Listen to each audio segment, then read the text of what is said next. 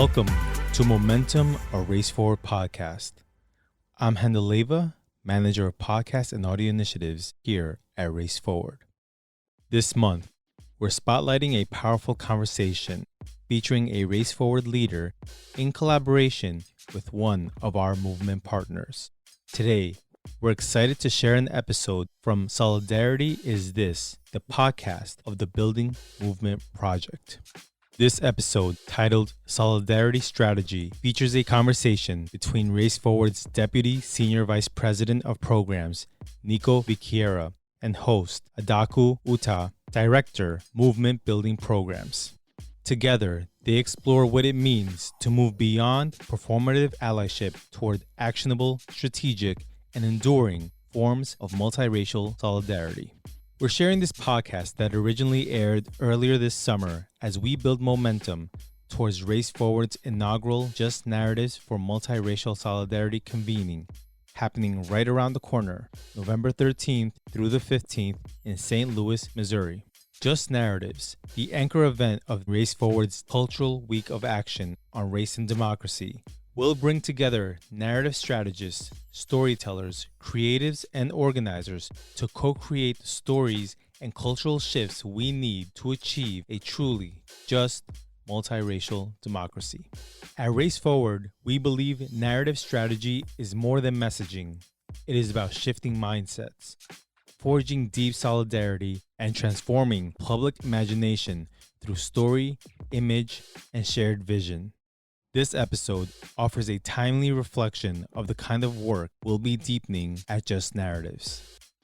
We're grateful to the Solidarity Is This team and the Building Movement Project for allowing us to share this conversation. To learn more about their work, visit solidarityisthis.org. That link can be found in our show notes. Let's dive in.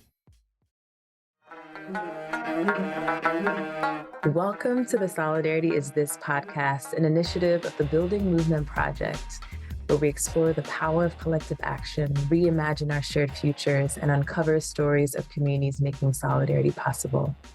I'm Adaku Uta, one of your co-hosts, and this season, Deepa and I are navigating the challenges of these urgent times and illuminating the innovative solidarity stories and strategies shaping movements today. In this episode, we are in conversation with Nico Vichiera, who's Race Forward's Deputy Senior Vice President of Programs, where they provide strategic guidance across issue areas like race, gender, governance, and climate justice, while also helping to strengthen the racial justice ecosystem through trainings, facilitation, and movement building. They believe solidarity rooted in deep relationship, shared purpose, and collective action is essential to dismantling interconnected systems of oppression and building a world where communities of color thrive with justice, equity, and love. Nico is also part of the Solidarity Collaborative, which is a partnership between the Building Movement Project and the Proteus Fund, where we're working to strengthen cross-racial, cross-sector solidarity through shared learning, collective leadership, and embodied practice. The collaborative brings together racial justice leaders to build relationships, cultivate really impactful work, and explore what resources and scale are needed to sustain transformative solidarity for the long haul. Whether you're a seasoned organizer or just beginning your journey, we're so glad you're here. May this episode ignite possibility within you and your communities.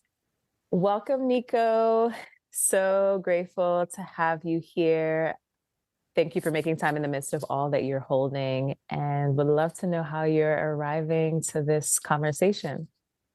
I am so excited to be here, friend. To be candid, I know this is in the context of our work and professional life that we're doing this podcast, but honestly, I'm really excited. I think that being able to pause and really talk about solidarity and what's happening in the world and what people are doing to organize in this moment feels very much needed on all levels. I'm grateful, friend, to be spending this time with you. I feel constantly both grounded and inspired whenever we talk. And you said it really beautifully, like this, what we're holding right now is both personal and political at the same time. And we're going to have a chance to connects both of those landscapes, particularly within the context of solidarity. So I'm grateful. I'm grateful and excited that you're here.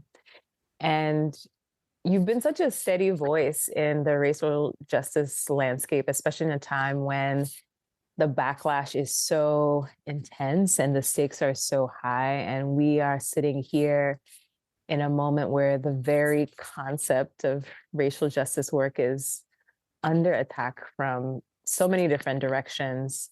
Literally, the ground continues to shift beneath our feet in ways that make solidarity work not just important, but incredibly vital for our collective survival. And before we dive deep into the challenges and possibilities, I wanted to ground our conversation in a little bit more about who you are and who the organization that you work for is. I know that many of our listeners might have heard the name Race Forward, but might not fully understand the scope and the heart of the work that you all do in this landscape, particularly at a time when the language of racial equity is contested in so many ways. And I know that Race Forward has long stood at the intersection of movement building, policy, and narrative strategy. And so for listeners who may not be familiar with your work, I'd love for you to share who Race Forward is and what you do. Yeah, thank you. So, Nico Viquera, I'm a queer, non-binary Filipino. I came into this country as an immigrant over 10, 12 years ago from the Philippines. And, it's a place where we don't really talk about race, even though race shows up in all aspects of life. Obviously, different because we're monoracial country.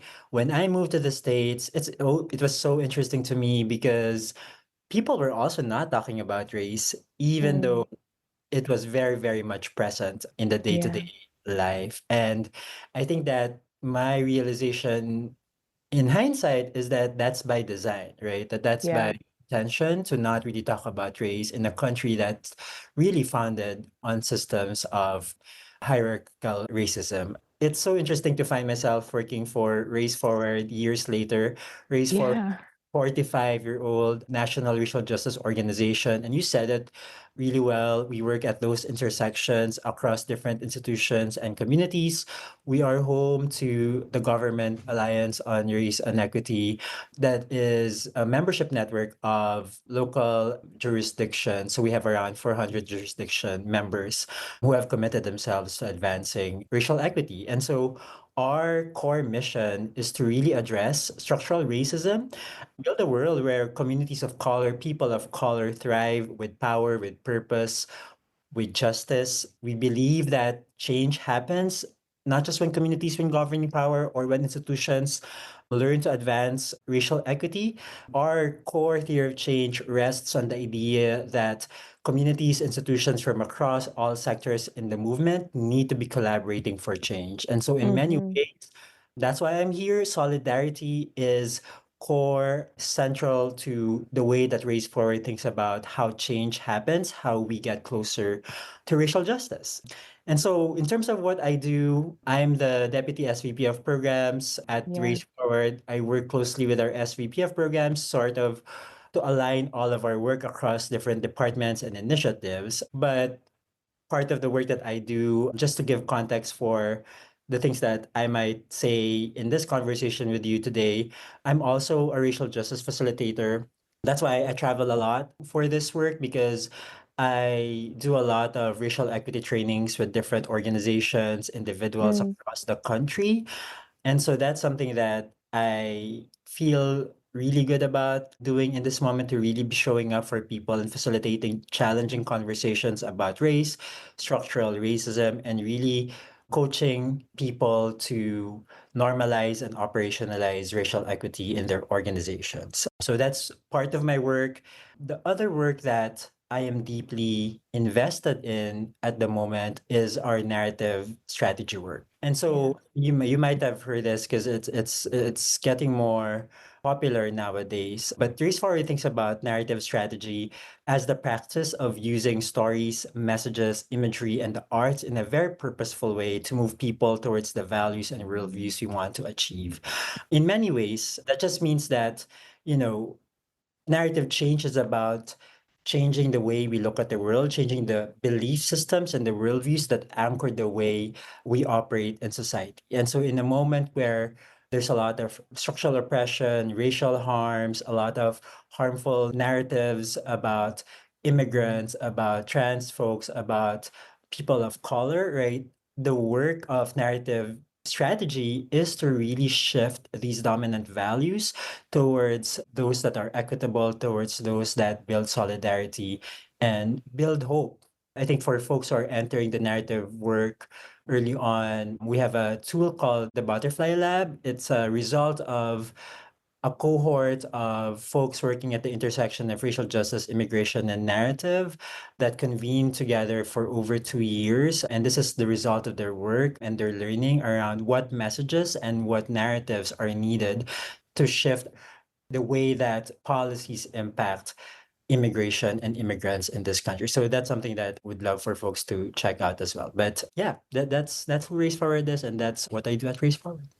Thank you so much, Nico, for that foundation and just for the depthful and interconnected work that you've been weaving for a long time. We'll definitely add that resource from the Butterfly Lab in the show notes so people can access it. And I'm just really struck by how organizations like yours have been for a really long time just becoming keepers of narrative memory. You all are holding space for the language and the frameworks of racial justice, even as these frameworks and forms of language are being systemically erased from so many different institutions and communities. And it's critical to understand that organizations like Race Forward aren't just delivering programs. You all are reshaping frameworks, building infrastructure, and I believe really sustaining the connective tissue of our movements. And in a time when the right is weaponizing identity, memory, and history itself, having institutions that can steward not just racial equity efforts, but also narrative strategy is incredibly vital now and into the future.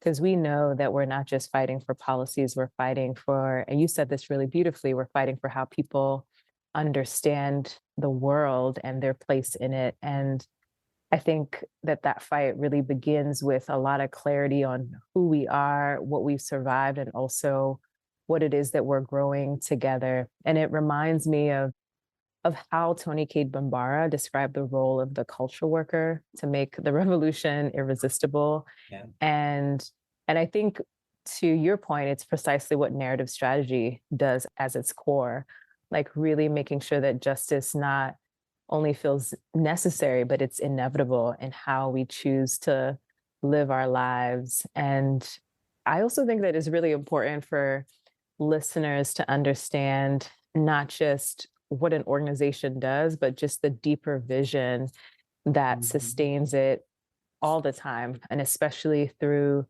ruptures and backlashes like the ones that we're living through right now.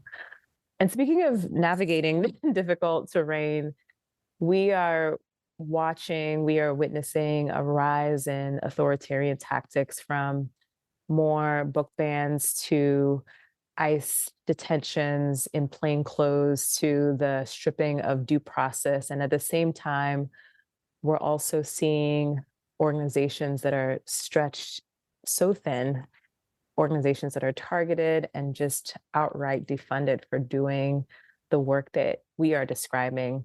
And in the midst of all of this, I'm curious, like, what you're noticing from where you sit, and how are you all holding the line right now and also adapting to what's happening in real time? I think you said it really well, right? That I think that on a grander scale, on when we step back, all of these attacks on policies and institutions are really attacks on people and community, right? And so I really want to emphasize that real lives, people's outcomes, people's material conditions Yeah. are really what's on the line when we talk about contested values, contested narratives, institutional policies, and all of that, right? So I think want to make sure that that's in the forefront of our minds as we talk about these attacks. I think definitely, especially, BMP has done a lot of work on this in terms of being able to support nonprofits and organizations navigating this moment. But definitely the attacks on diversity, equity, and inclusion is a big one that Yeah. we're seeing as one of the big challenges in the moment. Obviously, we've talked to a lot of our lawyers and folks in the legal field. And so while a lot of the attacks on diversity, equity, and inclusion in the nonprofit sector hasn't really been tested legally yet, we know that Mm, it's been attacked on the federal level. A lot mm-hmm. of folks have lost their jobs. I think around 200,000 people have lost Yeah. jobs. But on the nonprofit level, it hasn't been quite tested yet, these attacks from the executive orders. But what we know now is that the intention is to create a chilling effect, right? Like Yeah. you've heard that the feeling of paralysis, the feeling of helplessness, right? And so even though there is no clarity on the legal implications of the executive orders against diversity, equity, and inclusion policies, a lot of organizations are backtracking and backing away from the commitments that they have made, right? So you've seen Mm, a lot of mm-hmm. corporations, a lot of the big universities, right, whose fundings have been federal funding have been threatened, have backed away from their commitments to equity. And we see this a lot with our partners. And I think the danger here isn't just funding. And I'll be candid, like the worry about funding is very real, right? Like, Yeah. and it's not something that I want to minimize because it's very reasonable that leaders are looking out for their staff, for their mission, and making sure that they don't lay off people in this moment, right? So people Mm-hmm. are really coming from that place of care.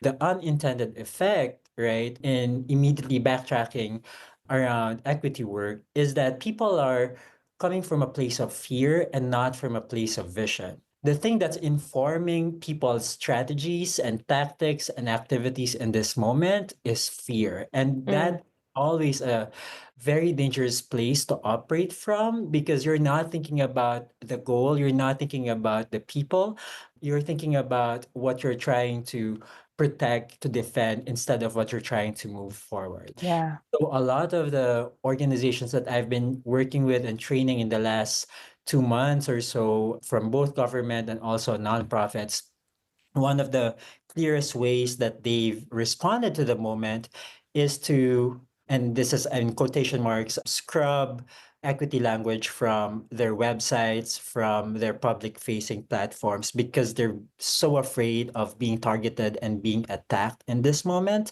People are using different tactics. They're using what we call proxy language, bridge language. They're using, for example, a lot of people now, instead of saying racial equity, are using words like opportunity for all or economic Mm, equality as an alternative to racial equity language. I think that there is a place for that language, especially if you're trying to communicate to people across different lines and spectrum, right? I think that in this moment, as a response to the attacks on racial equity, if we're not paying attention to the unintended consequences of these decisions, then we're not we're not thinking about long-term consequences. And so from right. where I sit in Race Forward, even the word, and just to backtrack, even the word scrubbing is very Mm, nefarious, right? Because that's yeah. the word that's used by organizations. Oh, we're scrubbing away equity language. By using the word scrubbing, right? Like we're reinforcing the narrative that equity is something dirty or something that is used, Mm, right? And that's mm, that's taking shape in our minds, right? Like in even yeah. the words Yeah. that we use. So I would really be careful in how we talk about and the words that we use and how we talk about this moment. But I think there's so many dangers, but I'll say that one of them is, words are not just words. And so when we use certain words to talk about problems, we draw people's attention towards them, right? And so by Yep. being able to talk about structural racism, for example, we're drawing our audience's attention towards systems, institutions, policies, culture, instead of just individuals, right? And in that, Mm, we're able to address the root causes of a lot of the structural problems we're seeing in the world. by not using race explicit language like structural racism or even racial equity, right? We put ourselves in danger of normalizing a culture of race silence. And Mm, if we're not talking about race and structural racism, then we're not going to address it strategically, right? And so I think that's right. that's a very big danger, right? Like Mm, if we focus on just income, right? We're mm, not, and we forget race and gender and ability and all of the other intersections with race, then our strategies will just focus on people's salaries or on bootstrapping, on hard work, mm, right? Instead of really focusing on systems that impact people's material conditions. And so the words that we use or we don't use in this moment really, really matter. And I think yeah. my encouragement to folks is to really pause and Mm, time to be more strategic and to really ground ourselves in what is our mission, what is our vision, and how do these tactics lead us to that vision, or how does it lead us farther away from that mission? Because I think the bigger danger that we might not be realizing is we might end up doing the opposition's work for them, right? And right, that's right. design, right? And so Yes. a lot of good intentions, a lot of really well-meaning leaders and organizations are backing away from using race explicit language, but honestly it's creating a culture and normalizing race silence, and also allowing us to do the work of the opposition in ways that we didn't expect it. And race explicitness isn't just about words, it isn't just about policy. Like we said at the beginning, it's about real people, it's about material outcomes and conditions for people most impacted by structural racism. And in this country, it's people of color, it's communities of color across different issue areas, across different sectors. And so I think that's one of the big issues that we're really trying to pay attention to in Race Forward. Ooh, yes, Nico. I mean, you gave us so much, and gosh, I mean, this snapshot that you've offered to us is just so necessary because we're not just talking about just a generic backlash. We are talking about a coordinated authoritarian project, one that is using, like you said, legislation, litigation, really destructive language, and disinformation to erase memory, to suppress dissent, and also isolate communities from whether it's their jobs or from one another. And what you named so clearly is that many of our organizations are being pushed to make some really impossible choices between their safety and their alignment with their truth or their mission, their values, between survival and how visible they want to be right now. And you're really calling us to attention around where are we choosing to focus what we do and how we talk about what we do and what we embody right now. And I know that so many of us come from people who know and organizations who know how to survive. And part of how we survive is learning how to adapt. And in adaptation, I think that there's a balance between strategic flexibility and just unwavering, like you mentioned, just unwavering commitment to core values that shape who we are and the future that we're trying to build. And I think about how solidarity functions both as shelter and strategy right now. Like I think that the organizations that are weathering the storm aren't just the ones that are who have the most resources or the biggest platforms, but they're the ones that are really embedded in reciprocal mutual care, really clear about who they are in this moment and doing this pause and that you were talking about pause and realignment around like who will we be, like what are the boundaries will we set, how do we make sure that we're not doing the work of the opposition for them. And I think also the ones who've been working to build relationships across difference, across tactics, across ideologies that can hopefully withstand a lot of the political pressures that we're facing right now and the ones that we know are coming. And what we're seeing in real time is that solidarity isn't just about ideological alignment. It's about how we share risk, how we build resources, how we share power. And I think it's also about moving at the speed of trust rather than urgency. It's also moving at the pace of vision rather than the pace of fear, as you have, been calling us to do. And I think that just this real time adaptation and also real time loving call in, I think speaks a lot of volumes about just your own creativity and your commitment to this work. And I imagine it connects deeply to how you're thinking about just strategy overall in this era of continuous systemic backlash.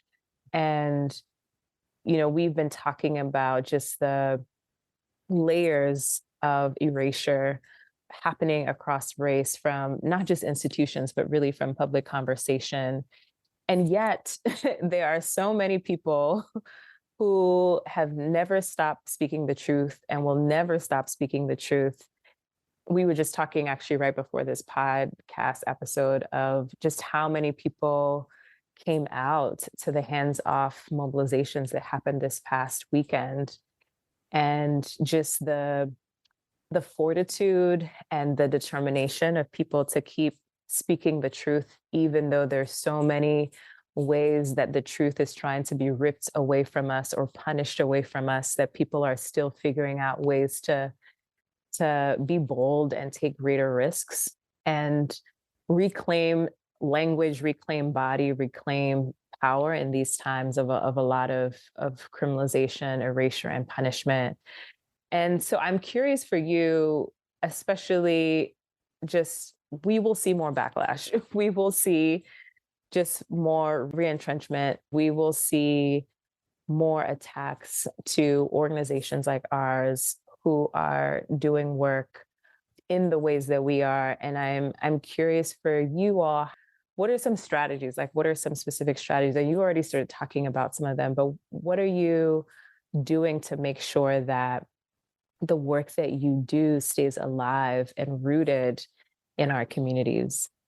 You said something that I think is sparking something in me that Mm, is, I think the thing you said around moving at the speed of trust, moving from a place of trust is very critical in this moment. So I did want to just name that it's also part of the work that we're doing. I think that when we say that the commitments we made to our mission and vision, it's not just a statement, right? Like it's not just words on paper or on our yes. site, it's commitments to people. And I think that one of the biggest dangers of getting sidetracked from our mission because we're trying to strategize and navigate this moment is losing and eroding the trust of communities that we have committed ourselves to be in service of. And there's so many examples of this back in 2016, back in 2020, right? In 2016, when a lot of organizations were doing very similar things that they're doing now, erasing racial equity language from their public facing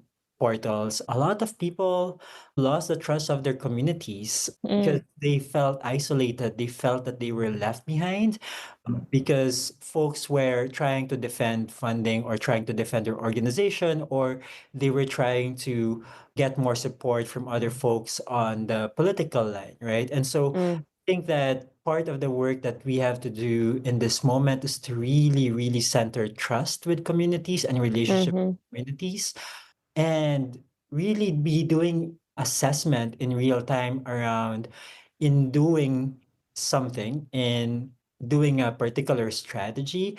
We have to be very clear about who are we protecting, who are we mm, trying to bring along, and who are we leaving behind, right? Because mm, I think one of the biggest loss would be the loss of relationships and communities. It's also a source of strength, right? So I think I yeah. you said that, and I was just I wanted to make sure that whoever is listening to this podcast really really centers and hears what you said about trust building and relationship building in this moment. So that's one of the things that I think in my conversation with people as part of being in Race Forward that I emphasize to people. I think that we have to double down on our work, right? We're all afraid. Mm, We're all yeah. afraid, but Yeah. we can't all be afraid, right? Like some of us, especially those who are more resource or who have more power or have more clout, have to stand up and have to show up in this moment, right? And so we really have to show up in this moment, and that is my commitment as both a person and a person working in Race Forward, is to really double down on the work and on our commitments. And honestly, Yeah. on a lighter side, one of the organizations we work with asked to, oh, can we remove the words race from some of our training materials that we were going to use for training them? Mm. And like, that's such a hard question. And then one of our coordinators was like, oh, should we also remove our logo because we Whoa. have Race Forward in our Oh logo? my God. And I forgot that Race Forward's decision to name itself Race Forward is actually a race explicit strategy. So that Yeah. when they think about the organization, they're already thinking about race. And so we really don't have a choice, Mm. right? Because of our commitments Yeah. to the mission, we have to double down. That's I right. think part of the work that we're doing, that you two are doing, is to help organizations make meaning of this moment. And that's very Mm-hmm. important, right? I think our work is to ensure that people see the bigger picture within which their strategies exist, right? So some of the ways that we help folks make meaning, for example, that this is not new, right? Like we Yep. keep hearing that this is not new. We've been in many different moments of crisis, and there is something that we can learn from it, and we can talk about it in a bit more later. But when we think about the successful movements in the racial justice history, a lot of them, all of them actually, come from moments of despair, Mm. moments of crisis, right? And I think that that tells us something about what we need to do in this moment, about the formations we need to build, about the connections that we need to strengthen. That's one way, really focusing on who's most impacted, really focusing on addressing roots and systems, and playing the long game and not just the short game. And again, operating from a place of vision, reminding folks that this is the thing that you said you wanted to do, and really operate from that place instead of from a place of fear, right? And so I think meaning making has a big place. So for a lot of facilitators, especially those in Race Forward, that's one of the things that we're doing in this moment to help people really be clear about what they're doing with more intentionality. The second thing that I think we're doing is continuing to make the invisible visible, right? And in this Mm. case, it's structural racism. The goal right now in fear mongering and deleting racial equity words is to make structural racism invisible. Again, if we're not paying attention to it, or if we're not talking about it, then we will not be addressing it, right? And so it's That's important right. for us to make structural racism visible in our conversations, in our institutions, in our policymaking. But we also know that that's not enough. There's a lot of studies out there that actually talking about structures and systems can be very daunting to people, right? So making the Mm-hmm. invisible visible is just the first step. How do we actually motivate people to address structural racism in this moment is the other thing that we need to do. And a lot of it is rooted in our values, especially the values of individualism, right? The Mm-hmm. sort of the belief that all that matters is individual decisions. So you think about bootstrapping mentality, the idea of deservingness in this country, it's all centered on individualism, right? And by itself, Mm-hmm. I'm not saying that by itself individualism is bad, right? I think that individualism has a place in our lives as people, but this person, Robert Bella, in one of his books called Habits of the Heart, this was back Mm. in 85. He said, that individualism is America's first language. We have many more other languages. Actually, like in their findings, egalitarian values, solidarity, collectivism, they're also one of America's many languages. But our first and primary language is individualism, right? Like it's deeply, deeply embedded in our collective minds, and it really shapes how we think about the world. And so when faced with structures, right, coupled with this mindset of individualism, structures feel really daunting, right? Yeah. Yeah. Frameworks Institute has this research called Systems is Rigged. So the idea is that everybody, whatever political party you're coming from, thinks that the system is rigged against them. So one example Mm, of structural racism, right?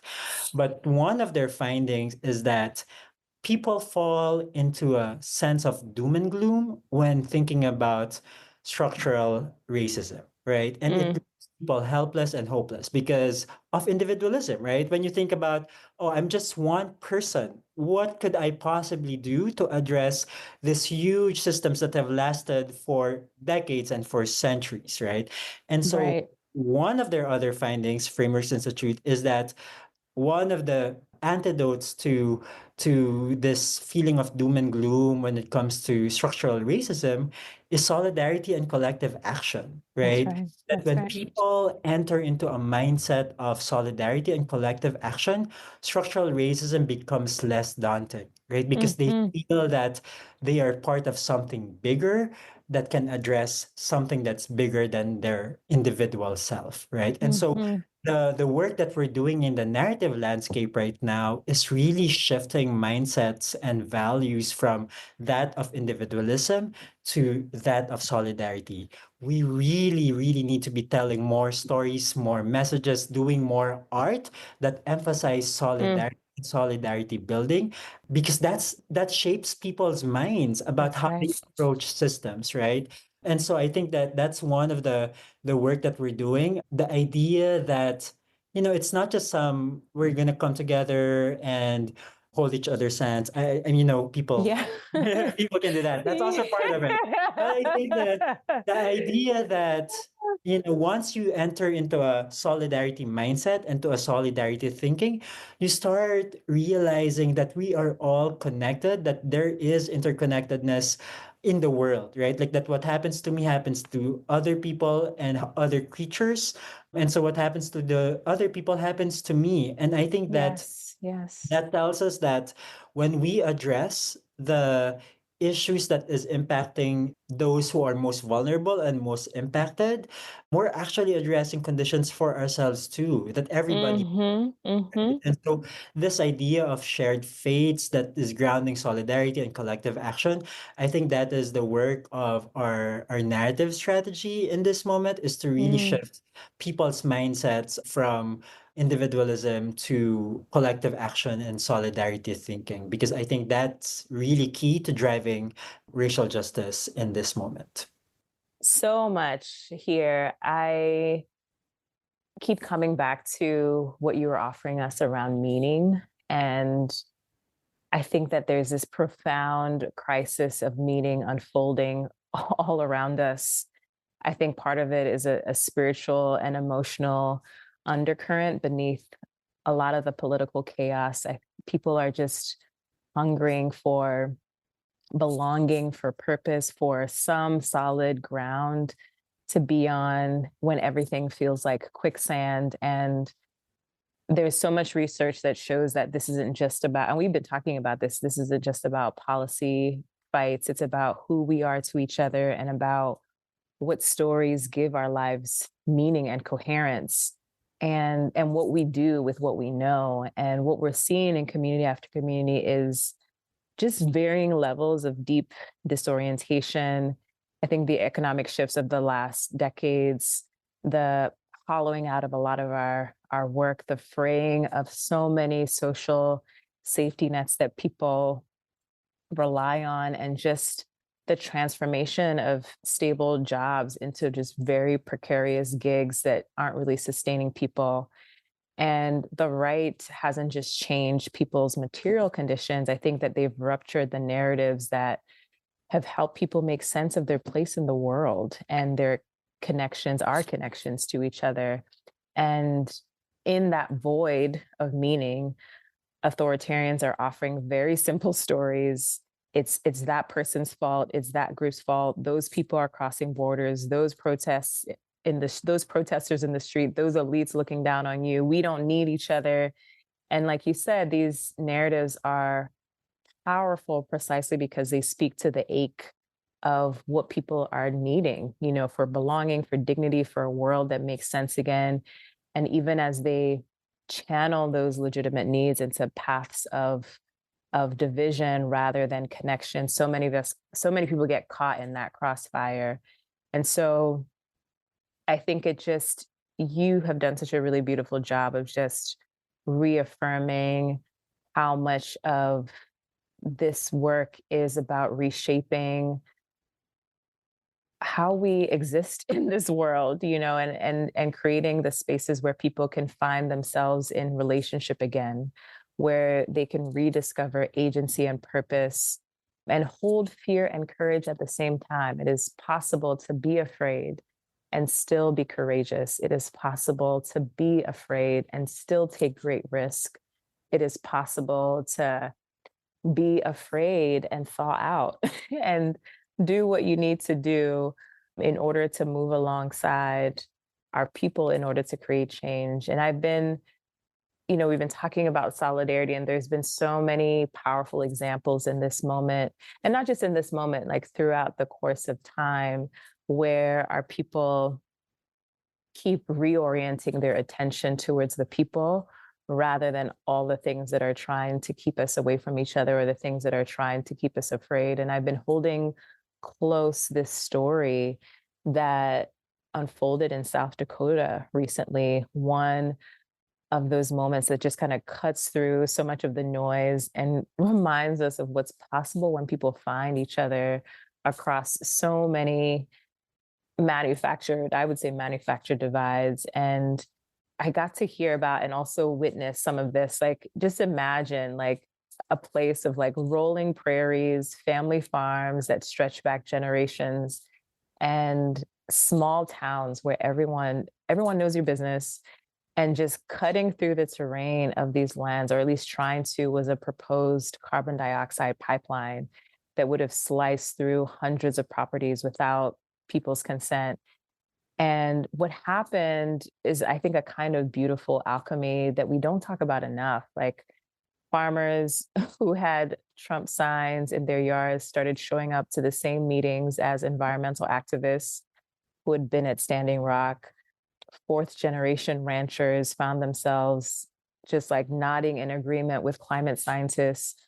Republican state legislators whose political careers had been built on property rights suddenly started finding connection with more progressive land defenders. And they formed this coalition called the South Dakota Coalition Against Eminent Domain for Carbon Pipelines. And beneath all of these different labels that we put on ourselves, which in some ways are very important, I think what they got to the root is just like, what are our shared beliefs around land, around heritage, around the future that allows for who we are and where we live to survive, and just a deep visceral understanding that people and land are not for sale. Sometimes it's not for sale, no matter the price tag. And they just won, like just last month, after so many years of organizing, after countless kitchen table conversations and meetings, after testimony from people who've never set foot in a state house before.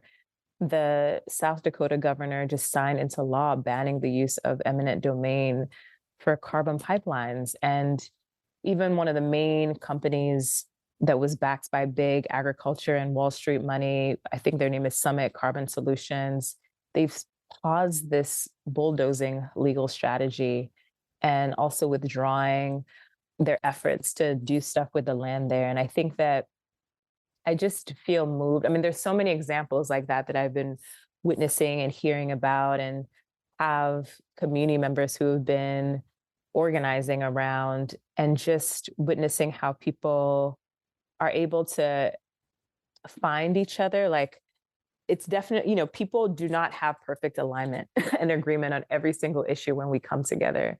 And I imagine in this campaign and this coalition, like so many others, that there are things that we will fiercely just not align on at all. And how do we still then focus on, okay, what brings us together? What connects us?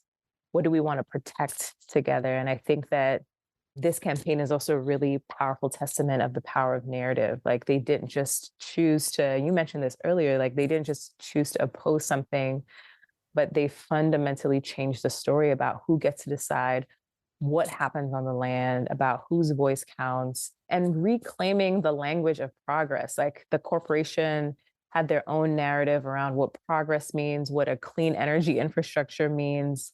And they took that and they turned it upside down and just revealing the colonial logic hitting underneath a lot of the rhetoric that these companies were using. And I thought it was just such a beautiful connection where a political and narrative breakthrough emerges, and it gave me a lot of hope, and it just reminds me of just like how bridgeable we are even though we might be inside of silos that seem just so separate from each other, and there are ways that we can keep organizing to build the power that we need.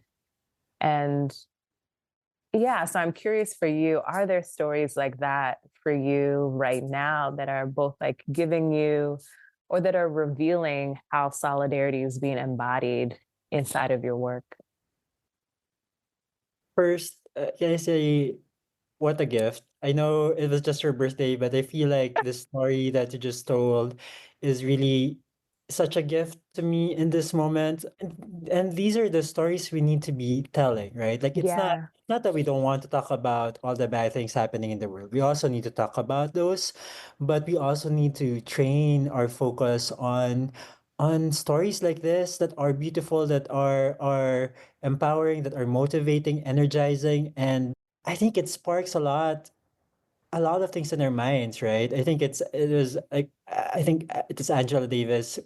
She said something like, "We have to talk about liberating minds as well as liberating Mhm. society." Mhm. That the the constraints of our imagination Yeah. leads to the constraints within society, right? And so if we limit ourselves to thinking that this is the only reality possible for us, then yes, this will be the only reality for us. But Mm. the stories that you were sharing, right? Like, I was like, oh wow, yeah, this is possible. And I love the thing that you said about alignment, right? Because when you think about solidarity, it's not easy, right? It's No, no. not.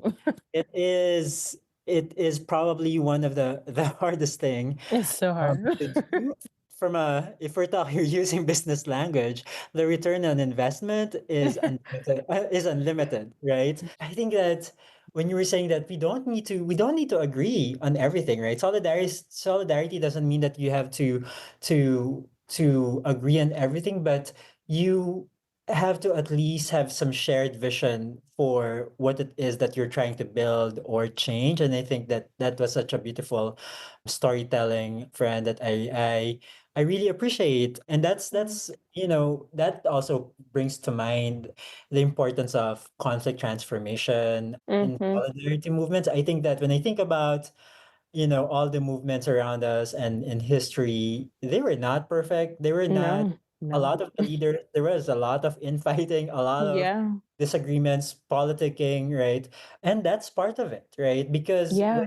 when you struggle for something good and you try to build relationships, you struggle with conflict. And I think people need to start seeing conflict and disagreements and misalignment as something that is generative, as something that leads to greater solidarity. That's Because, solidarity doesn't erase your individual personhood. It Mhm. expands it, right? And so when you Mm. into a solidarity space, you increase your self-actualization and you become more of the person that who you are. But that also means that you might be in a tension or conflict with other people, and that's really okay, and that's actually very much needed and part of the process of solidarity. So when you were sharing, I was thinking a lot about some of the learnings from that. And so Mm. just side note on, I hope these are the types of stories that we keep telling. Honestly, Yeah. it's so hard not to think about this weekend. And you talked Mm. about at the beginning, the hands-off protests that happened across the country, right? And Yeah. we were talking about this before the podcast started. I think it's so interesting to see people going out into the street. Protests as a strategy is super.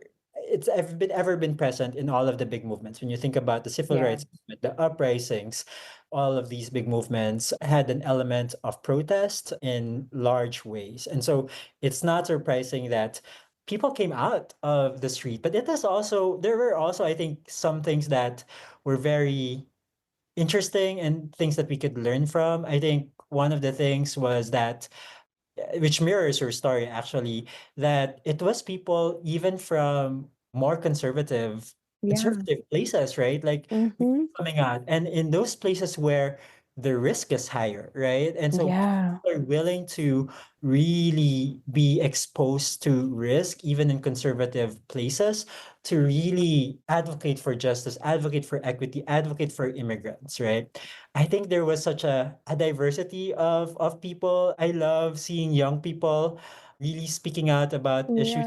Yeah. Young people will always be the future of any movement Mm, or of any country. always. Always, Always. always, always. And it just gives me so much hope to see young people really lead Mm, in this moment. And we saw that all weekend.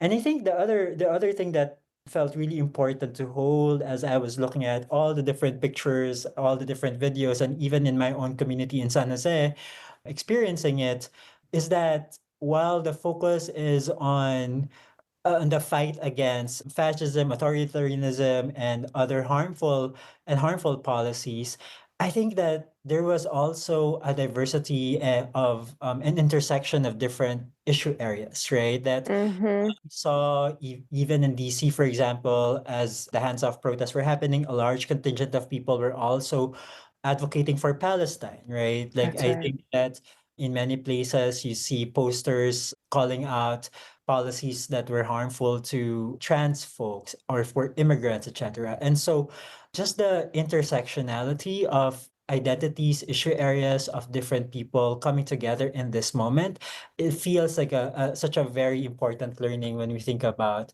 solidarity. And again, like what you were saying, right? That it's not that all of these people protesting across the country agree on every single thing. I'm sure there's a lot of disagreements on what is priority, what is Yeah. what language do I use to talk about this? What's a catchy phrase or messaging, etc. But right, I think the important thing is by coming together, we are also sending out a message, a narrative, right? A lot of the Mm-hmm. papers that I've read describe it as a form of resistance, which is true, right? Like that people out there in the streets protesting, it is primarily a form of resistance, but I think it is also a show of solidarity and power, right? Like of That's what right. happens when we come together. And it's a show of solidarity and power that's directed not just at the opposition, yes, right? But it's Mm-hmm. also directed at people who don't have that power, right? Like Yeah. Yeah. people who are afraid, people who are not Mm, able to go on the streets, people who are challenged in this moment. And so we're also sending messages to folks who are most vulnerable that, hey, I'm here for you, right? That, hey, yeah. I'm standing up for you, that you don't have to do it, right? You don't have to show up, but I will show up. And I think that's very important to hold as organizations also organize in this moment. Mm-hmm. We're in conversation with so many of our partners, trying to really understand what's happening. But I think it's Mm. really important for folks to understand how they're going to show up for each other and for their communities in this moment, and how do we send that message, right? That I'm going to be there for you, right? Like it's very 80s Yes, 80s. um right? Like we have to be able to say that and to share that message with each other, that Yeah. we're actually to show up for each other in this moment. And I think that's what those protests did. And I hope that it empowers other individuals, other organizations, and leaders to really continue doubling down on the work and be more courageous. Like you said, fear and courage can exist at the same time. Mm. Whew.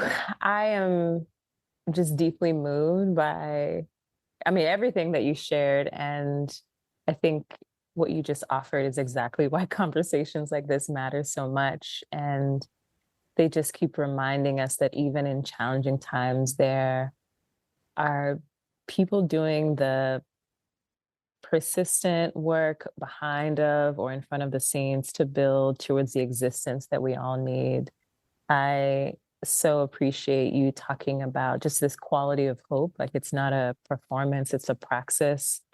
And it's especially even more powerful when it's grounded in the everyday acts of people reclaiming power in ways that don't even make the headlines. So, like what we saw this weekend with the hands off Mm. mobilizations to mutual aid networks that are refusing to collapse under pressure, or a community center that's offering sanctuary, or in all the different ways that we've been talking about people telling the truth, holding fear and courage at the same time. And I think that in moments of crisis, people show up, and in moments of crisis, we keep paying attention to the people. And what I hear in your work and in who you are is just the need to keep paying attention to the connective tissue, the infrastructure of care, the narrative arcs that dignify our lives, and also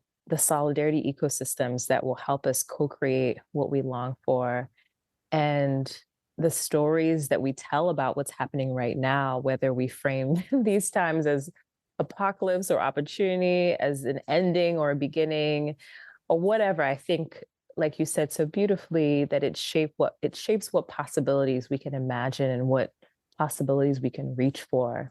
And when we lift up stories like this from our communities, we're highlighting moments when people are choosing collective care over individual escape, and we're not just reporting reality, we're also helping to create it at the same time. And I'm reminded of Grace Lee Boggs' wisdom that these are the times to grow our souls, and that in moments that we're in right now where there's a lot of systemic failure and punishment, we have the chance to become more fully human together. And so I just want to say thank you for being human with me, and thank you for sharing not just the difficult terrain that we are moving in right now, but also the pathways towards the more liberated and connected future where everyone has a place in the stories that we're writing together. I'm just deeply grateful for who you are and how you choose to live this life. Thank you so much, friend. I really appreciate this moment with you. I think, as final words go, I really hope that folks find a lot of rest, find a lot of Mm-hmm. opportunities for joy and for Yes. love, right? And I for think that love. this is the moment, right? We need all the love. We We need need all the love. all the Yes, love, yes, right? we do. We do. And love is always in abundance. Love, Mm, racial justice, solidarity is all about love, right? it Like all of the is. work It that we're is. doing is centered on the love of humanity, on the love of our people, of our communities. That is the work of a lot of nonprofits, of a lot of organizations, and we cannot, that is that. Capitalism will tell us otherwise, Mm, but love is never limited. mm, Always that's right. overflowing. It is always in abundance, and there will always be a lot to go around in many forms. As you talk about mutual aid networks, as you talk about all of the ways that people express and organizations express love in their work, that people continue to do that. And I hope that people continue to tell stories of love and solidarity that really drive justice and equity in this moment, because it's very much needed in the ways that I think that this podcast and this conversation between you and I have Yeah. been an expression of love for the Yeah. work, for each other, and for the work. So just really grateful for this gift with you, friend. So grateful, friend. So, so grateful. And may we keep making room for love. May we keep making room for love. Thank you, friend. Thank you for joining us for this episode of Solidarity is This. We want to hear about the solidarity innovations, practices, possibilities happening in your communities, the ways that you're building bridges and reclaiming your power and creating spaces for healing and interdependence. Feel free to share your stories with us at www.solidarityis.org, where you can also explore past episodes, resources, and practical tools to deepen transformative solidarity. Also, be sure to subscribe so you'll always know when a new episode drops. And remember, y'all, we keep us safe. Be gentle and courageous with yourself and with each other. Until next time, comrades.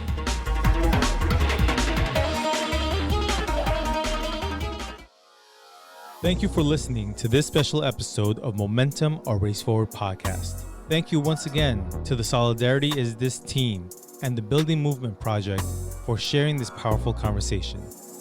To learn more about their work, visit solidarityis.org. And don't forget, Just Narratives for Multiracial Solidarity 2025 is happening November 13th through the 15th in St. Louis. You can find more details at raceforward.org. Until next time, let's keep the momentum moving forward.